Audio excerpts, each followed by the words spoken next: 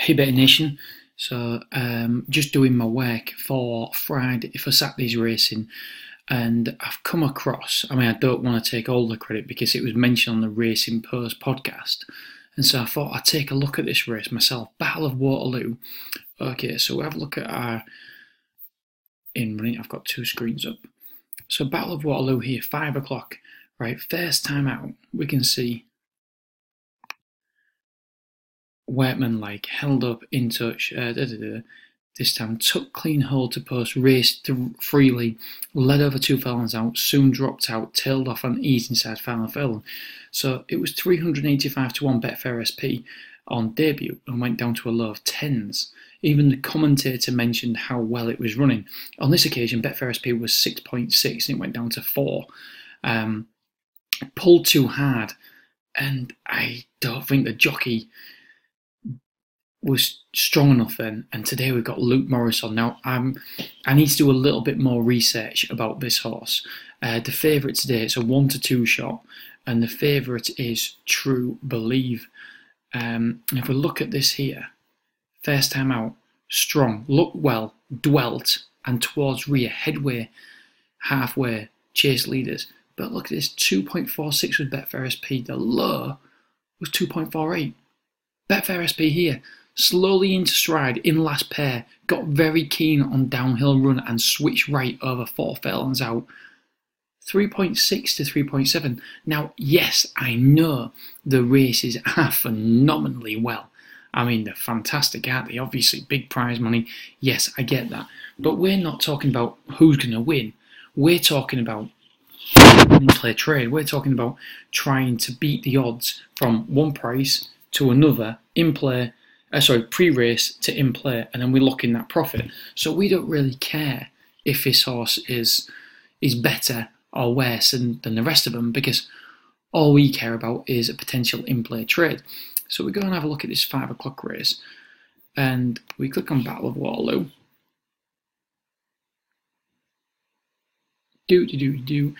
And we click over here, and we watch it, and I'll show you which one it was. It's that one there. Stall 14. So a bit slower. Excuse me a minute, I'm my gin. I'm that type of guy.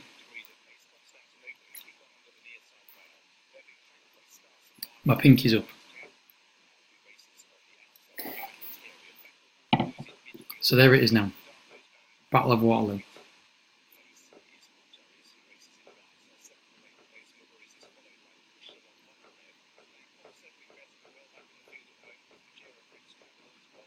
Still pulling hard, and this is a really, really good race. Kick On has since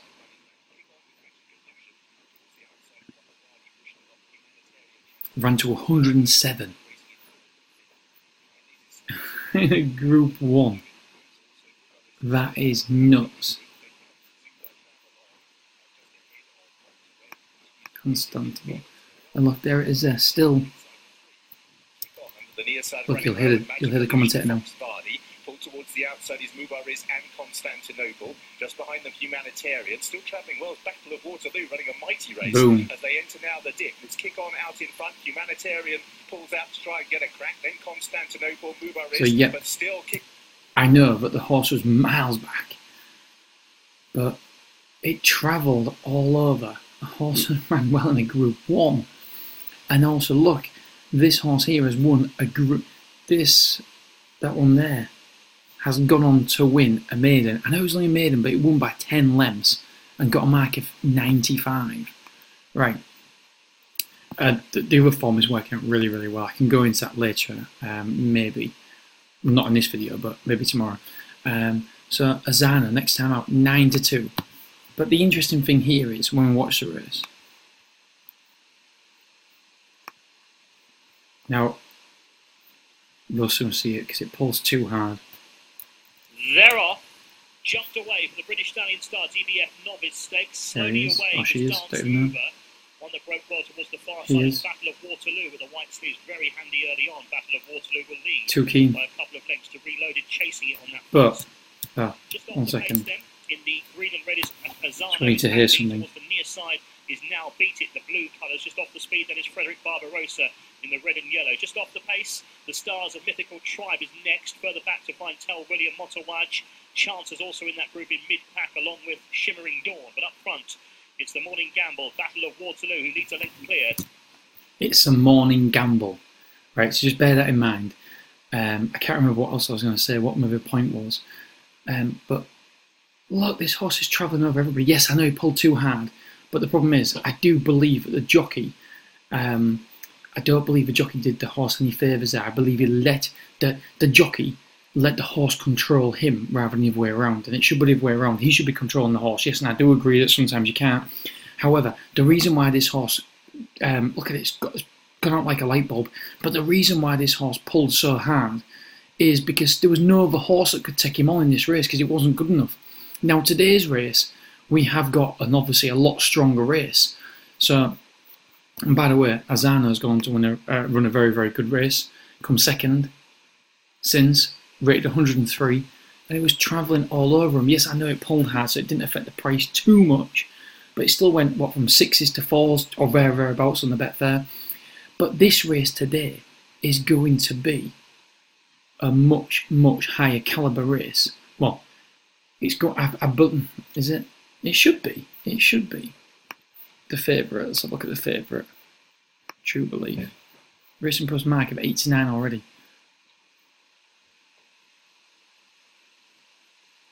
Hang about a minute. Anyway, there was no horse that could take him on for the lead whatsoever in that previous race. And if you look here already, it's gone from 25s already. This is why I want to do the video now, is because it's gone from 25 to 16s. We look on Betfair. It's the 11s. Sorry, 12s. 25, 16s, 12s. And it's only 11.5 on Betfair. 12.5 on the exchange, yeah, I know. And if we look here, it's never ever been 25s. And there's been quite a lot of money for the horse at these, and I know I say 50 quid, but it's still quite a substantial amount, purely because of the price and the time. Like I said, it's 10 o'clock at night on a Friday night. And so let's say something.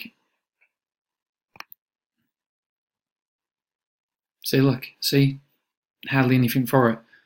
So I believe somebody at home, it must be showing something. He must be showing something. It's interesting that he's been gelded already. But nevertheless, this could be a complete blot. And the fact that people want to back it, see already, I'm going to take that 3 quid. I'm taking 3 quid. I'm only doing it for kicks and giggles. But if it wins, 32 quid, whooey! There's number 2 quid there. But you get what I'm saying. So when you compare it like for like, there's a lot more money for this than there is that. And also to confirm it, 25, 16s, 12s, and there was a lot of money for it last time as well. It was a Morning Gamble. So it's just one to keep an eye out. And if we go to the software, there'll be a link in the show notes for the waiting list for the software. That's a Dob section. I have 2 open. I have the races tab basically. I have the races tab open, and I also have the Dob tab open, just so I don't have to click between them both all the time. Yeah, if you look here, no, that's not the right one. Battle of Waterloo. And don't get me wrong, I'm not saying this potentially could win. I'm saying that 6.6 to 4 was still a 40%, never damn it, decrease in price. And here was 97%. So I'm not interested if a horse is good enough to win. What I'm trying to alert you to that is that it's irrelevant. This horse is clearly sure. You don't need inside information. You just need to follow little ticks and tricks that are about. And there's certainly enough indicators to tell us that this horse is definitely showing something at home. So I'll be making a note, because we can make a note up here as well. I'll be making a detailed note, and then obviously next time the horse runs, this will email me my comments the night before it runs. Anyway, so I just thought I'd alert you to this fact, Betting Nation. And like I say, I don't want to take credit for it because I was pointed by the Racing Post podcast. Brilliant podcast. If you haven't been listening to it, you must listen to it. So anyway, just a pointer. This could be potential in-play trade. I'm going to have a look at the opposition in greater detail tomorrow morning because I think I probably should spend a bit of time with the wife. All right, Betting Nation, whatever you're doing this evening, have a great one. Speak to you soon. Bye-bye.